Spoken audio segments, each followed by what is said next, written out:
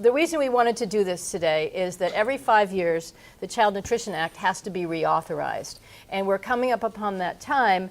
And given that we have so many wonderful things going on here in the state of Maine, and Maine is the Secretary's home state, we thought it was just a perfect convergence of bringing all of you together to talk a little bit about some of the activities that are going on as these decisions are being made. I think it's very exciting the way schools are moving. Yet I also know how complicated it is to make these changes. You know, we designed a lot of school cafeterias, I don't have to tell all of you, for processed foods, for a big industry that wanted us to eat more, in my opinion, corn syrup and processed foods and things that we have now come to understand aren't necessarily good for our kids, don't develop good food habits. We're challenged with both, it seems the paradox of how can we have hungry people in this country at the same time we have a problem of obesity? And they are two sides of the same coin. You say, well, what is your answer then to really get Americans to eat healthier? Well, part of it is Chellie referenced in her remarks, encouraging people to eat fewer processed foods, encouraging people to go back to the basics. And when I see that greenhouse outside of the school here, I'm encouraged by that. One student after another would arrive complaining of headaches, dizziness, and just not feeling well. I began asking students, what did you have for breakfast? Many students would answer that they did not eat breakfast that day. Since the reorganization, there has been a 50% increase in the number of breakfasts served and a 46% increase in the number of lunches served. And high school students will make healthier choices if given the opportunity. These children are our future, and we are the voice of child nutrition.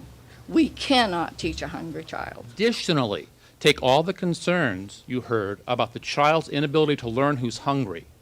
Apply that to the preschool child, where the brain architecture is being built as we speak. You not only have children who are not able to learn, you have children whose brains may not be built sufficiently to learn for their entire school career. The students are using the greenhouse for science projects, for math, for English, for all kinds of things.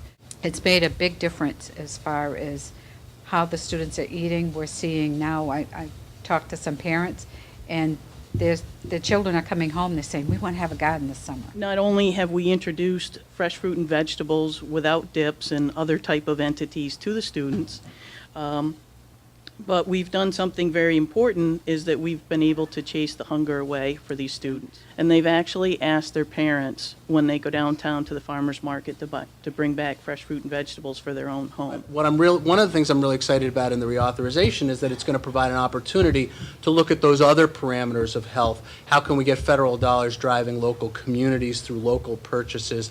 How can we look at, how the food is grown? Helping schools to increase the amount of locally produced foods they purchased would have at least 3 positive impacts. The first is to create a bond and understanding between the students and the local food producers. Additional local food in schools provides a wonderful opportunity for teachers, as we've heard about here today, to explain the significance of local foods on the environment and the local economy, creating future supporters of local farmers. Do you agree that federal government programs should promote locally grown food in school nutrition programs? It's a great question. This would be a tough crowd if we disagreed, right? That's right. That's right. But maybe you can go ahead and talk a little bit more about how this is. No, actually, we're very enthusiastic about that. Thrilled to be in a state where we're increasing the number of people who want to become farmers instead of going in the opposite direction, and more schools are looking for ways to be a part of this. And we're interested from the congressional point of view in how we can help the Department of Agriculture to both be funded and encourage more of this to take place. Often the working poor, recently divorced, or laid off do not meet the guidelines for free and reduced lunch, food stamps, or other available aid. All students deserve more servings of fresh fruit and vegetables each day. Get it right in these institutionalized programs, so to speak, we will have made huge steps forward for both closing the gap so we don't have hungry children in America, but also have them with a foundation of eating better and healthier.